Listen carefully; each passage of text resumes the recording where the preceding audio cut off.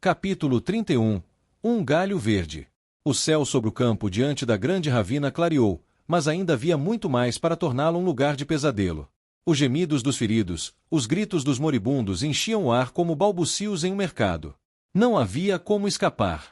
Os mortos jaziam em montes, como montes de areia levados pelo vento. Prisioneiros acorrentados e sob guarda separavam nossos mortos dos deles. Os nossos seriam queimados, se madeira suficiente pudesse ser encontrada.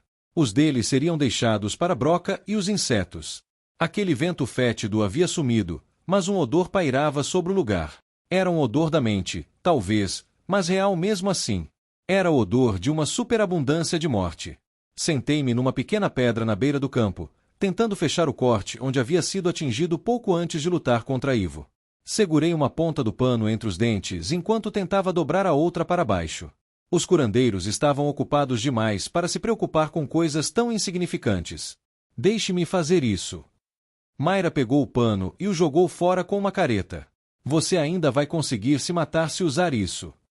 Debaixo do hobby, ela tirou uma bolsa, e da bolsa bandagens e pomadas. Parecia ter acabado de acordar.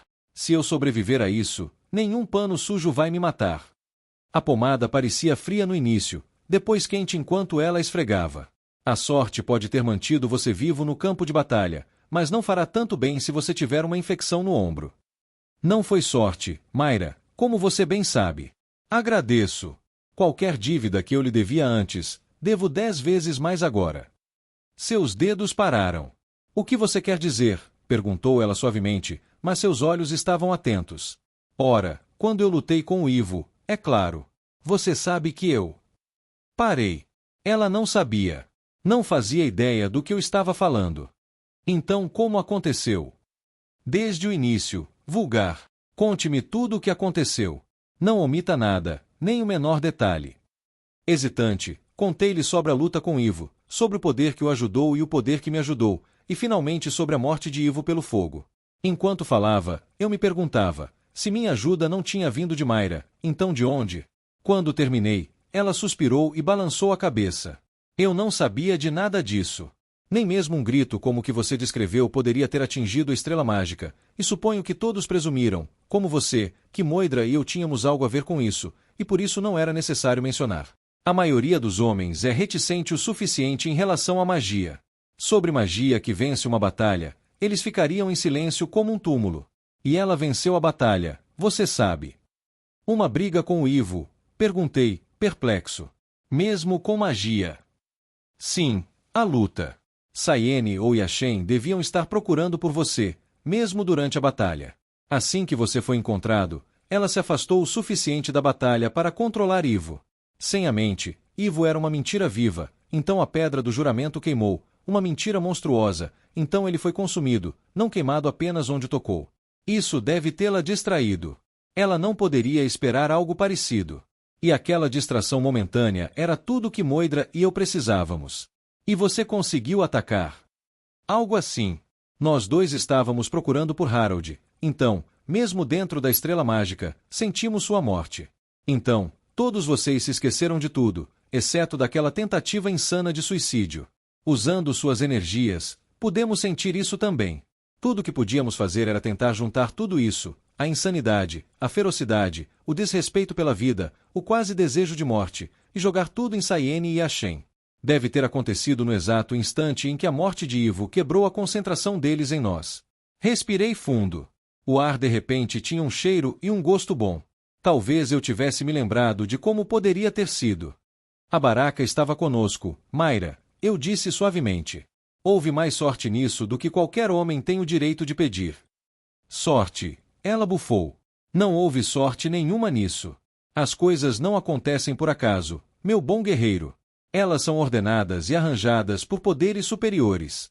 Sayene comandou uma dessas contra nós.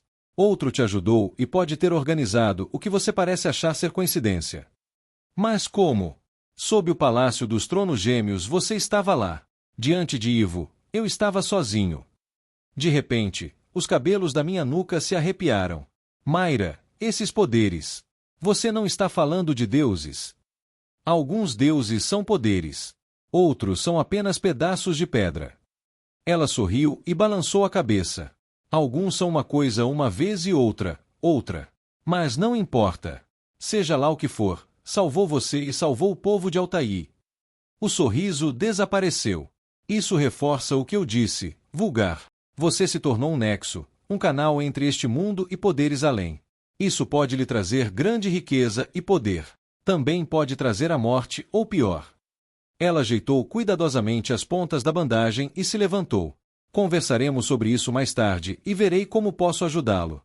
Por enquanto, deixe-me tentar ajudar mais alguns feridos. Ela se afastou com as costas eretas, parando para se curvar sobre um ou outro. Mancava um pouco. A batalha também não a deixará completamente ilesa. Orne passou por ela, cavalgando e conduzindo um cavalo extra. Parando na minha frente, colocou as duas mãos na frente da sela e me olhou com ar solene. Meu senhor, anunciou, ainda estamos vivos. Assenti. Parece que teremos que adiar o cordeiro para o ano que vem. Ou até para o próximo, meu senhor. Ou até mesmo o próximo. Montei no cavalo que ele trouxera. Mas o custo foi muito alto para não comer nada, Orne. Já foi pequeno, meu senhor. Acho que não, sussurrei. Buemon está bem. Está sim. Ele me mandou buscá-lo, na verdade. Por ali. Ele virou o cavalo em direção a Ravina, e eu o segui. Mas Lord Carlan está morto, assim como Lord Shentar, Lord Otogai e Lord Dunstar. As fogueiras funerárias não terão fim a partir de hoje, meu senhor. Sem fim, concordei, e cavalgamos em silêncio. Abrimos caminho com cuidado, às vezes passando por cima de corpos de homens e cavalos. De todos os lados, homens sentavam-se, tratando os ferimentos uns dos outros. Cativos carregavam nossos mortos em grande número, fazendo os ossos tremerem e o estômago gelar. Independentemente das alternativas, o cheiro da morte obstruía minhas narinas novamente. Buemon nos viu nos aproximando e cavalgou ao nosso encontro. Seu capacete estava sem capacete e seu rosto transbordava de desprezo. Ele correu, disse sem rodeios. Brecon correu. Olhei fixamente, atônito, e Orne murmurou algo sobre carniceiros. Por quê? Perguntei. Nem um Moraça fugiria de um combate com o rei no meio de uma batalha. Foi ele quem entregou a espada para que Harald fosse morto. Sua voz era fria e dura. 3 vezes consegui me aproximar dele, e em todas as vezes ele me evitou na multidão. Finalmente, consegui encontrá-lo cara a cara, e ele parecia ter reunido coragem suficiente para lutar. Ele sabia porque eu queria, com certeza. Então veio aquele grito. Foi o suficiente para dilacerar a coragem de qualquer homem, mas seu sangue e ossos se transformaram em água diante dos meus olhos. Ele até jogou fora o escudo para correr melhor. Parecia que afetava muitos deles dessa forma, e havia muitos deles, todos se aglomerando em seus esforços para escapar, para que eu pudesse pegá-lo novamente. Estávamos todos enojados demais para mencionar Brecon novamente. A covardia, mesmo a de um inimigo, deixava um gosto amargo na boca. Algum deles conseguiu recuar em boa ordem? Perguntei.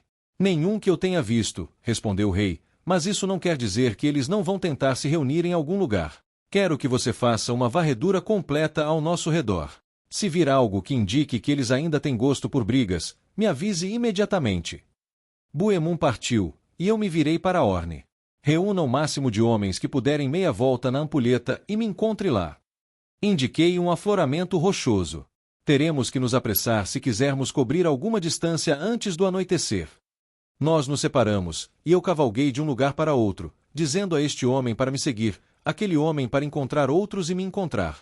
3 vezes encontrei um líder de 1000 lanças e disse-lhe para encontrar o máximo possível de seus 1000 e se juntar a mim. Na meia volta, afastei-me da ravina à frente de cerca de 2000 lanças. Empurrei com força, ignorando os 1, 2 e 3 que víamos. O que eu procurava era uma presa maior e mais perigosa. Alguns dos lanceiros queriam parar o tempo suficiente para recolher os retardatários, como se já não houvesse mais prisioneiros acorrentados na ravina do que provavelmente conseguiríamos vender. Não temos tempo para eles, eu dizia todas as vezes. Deixe-os correr. E eles correram, ainda mais rápido depois de nos verem. Não havia gosto por lutar ali, nenhum desejo por nada além de escapar. Se não encontrássemos nada além daqueles restos assustados, eu voltaria imediatamente para dizer ao rei que nosso inimigo estava completamente destruído. Mas então, no topo de uma colina, encontrei a caça maior que procurava. Abaixo de nós, Centenas de guerreiros se aglomeravam em torno de várias tendas do tipo Lanta e de um conjunto de carroças daquela cidade, com suas grandes carrocerias quadradas. Havia um palanquim por perto e um grupo de mulheres em túnicas brancas. Um pequeno grupo de escravos se amontoava sob as carroças. Nossa aparição acima deles os pegou de surpresa. Apesar do que havia acontecido, não tinham sentinelas. Quando nos viram, os guerreiros correram para formar uma fila. As mulheres correram para dentro da tenda maior. Orne, encontre um galho verde e amarre-o a uma lança. Vou negociar com eles. Conversar, meu senhor. Pegue o galho, Orne, eu disse, impaciente. O que está aqui vale a pena conversar. Bartu, cavalgue até Boemundo, rápido. Diga a ele para vir o mais rápido possível. Diga a ele que tem um pagamento parcial para ele. Acho que ele vai entender. Bartu passou por Orne, que preparava o cajado de trégua, e saiu em disparada, deixando um rastro de poeira. Sua partida causou certa excitação entre os soldados de Lanta. Talvez pensassem que ele tivesse ido buscar mais lanças. Ainda não entendo por que não os derrubamos a cavalo, resmungou Orne. Altair suficientes morreram hoje. Conquistaremos este prêmio de outra forma, se pudermos. Se não der certo. Dei de ombros e cavalguei em direção às carroças e tendas.